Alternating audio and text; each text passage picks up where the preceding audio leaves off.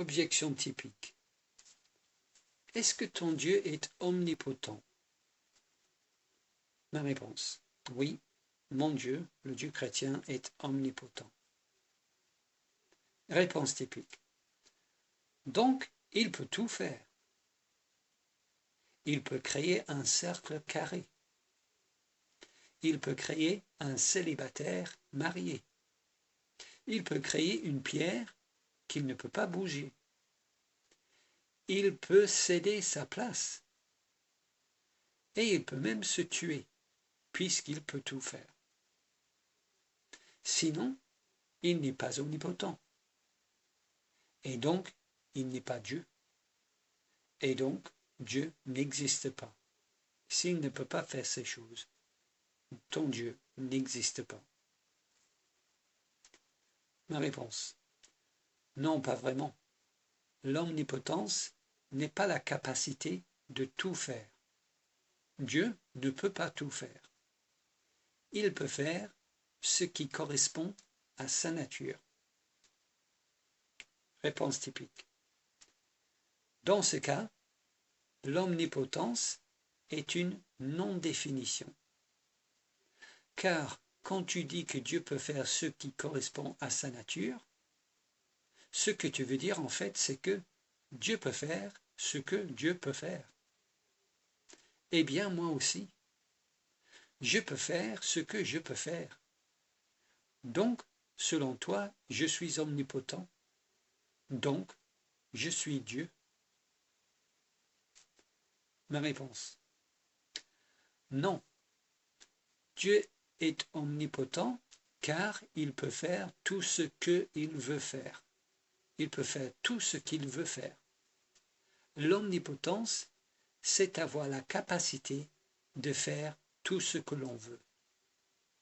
Toi, tu ne peux pas faire tout ce que tu veux. Mais Dieu peut faire tout ce qu'il veut. Il est omnipotent. Réponse typique. Ouais. Et il veut faire quoi, ton Dieu? Ma réponse. C'est peut-être plus simple de dire ce qu'il ne veut pas faire. Et donc, ce qu'il ne peut pas faire. Les seules choses que Dieu ne peut pas faire sont celles qui signifieraient qu'il cesserait d'être Dieu en les faisant. Autrement dit, il ne peut pas faire des choses qui, en les faisant, entraîneraient le fait qu'il cesserait d'être Dieu. Par exemple, il ne peut pas se tuer, parce qu'en se tuant, il cesserait d'être Dieu. Et ça lui est impossible. Mais aussi, il ne peut pas mentir, parce qu'en mentant, il cesserait d'être le Dieu de vérité, et donc il cesserait d'être le Dieu chrétien, et donc il cesserait d'être Dieu. Il ne peut pas faire ça parce qu'il ne veut, il ne peut pas faire ça parce qu'il ne veut pas faire ça. C'est pareil aussi pour le fait d'être illogique. Si Dieu était illogique ou fou, il cesserait d'être le Logos. Et il ne veut pas cesser d'être le Logos. Donc, pour résumer simplement, Dieu ne peut pas faire des choses qui, en les faisant, entraîneraient le fait qu'il cesserait d'être Dieu. Et il ne peut pas faire ces choses-là, car il ne veut pas faire ces choses-là. Car Dieu est logique. Réponse typique. Donc, Dieu est soumis au fait d'être logique, selon toi. Donc, la logique est une norme à laquelle Dieu doit se plier. Donc, la logique est au-dessus de Dieu. Dieu est tenu par elle. Il ne peut pas s'y extraire. Donc, le vrai Dieu, c'est la logique. Ma réponse. Non, parce que quand tu dis le mot Dieu en parlant à un chrétien, Cela signifie quelque chose. Le mot Dieu n'est pas un mot qui est vide de sens. Quand tu dis Dieu, tu parles d'un être qui est saint, juste, omnipotent, etc. Sinon, nous ne parlons pas du Dieu de la Bible. Donc, le mot Dieu comprend tous ses attributs. Quand tu dis Dieu, tu inclus avec ce mot-là tous les attributs auxquels on associe Dieu. Un des attributs de Dieu est d'être logique, car Jésus est le Logos.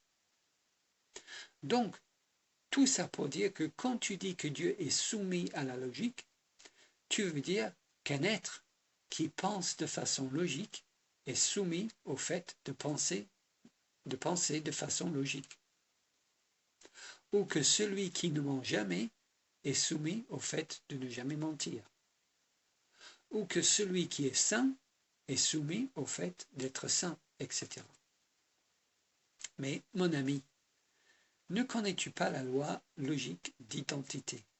La loi d'identité dit qu'une chose est ce qu'elle est. On peut les schématiser en disant A est A. C'est la loi d'identité. Si A est A, il ne peut pas être non A. Si celui qui est le Logos est le Logos, il ne peut pas être le non-Logos. Donc, affirmer que Dieu est logique, c'est affirmer la loi d'identité. A est A. Ton affirmation que Dieu est soumis à la logique, c'est affirmer que A est soumis à A.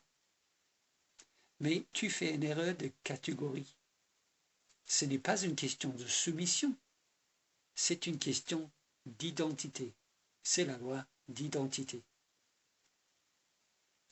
C'est comme si je te demandais, est-ce que tu es soumis au fait d'être qui tu es?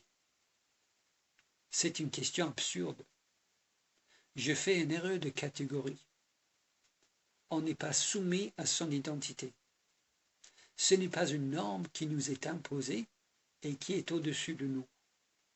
Ce n'est pas un rapport de supériorité, mais d'égalité. On est identique à son identité.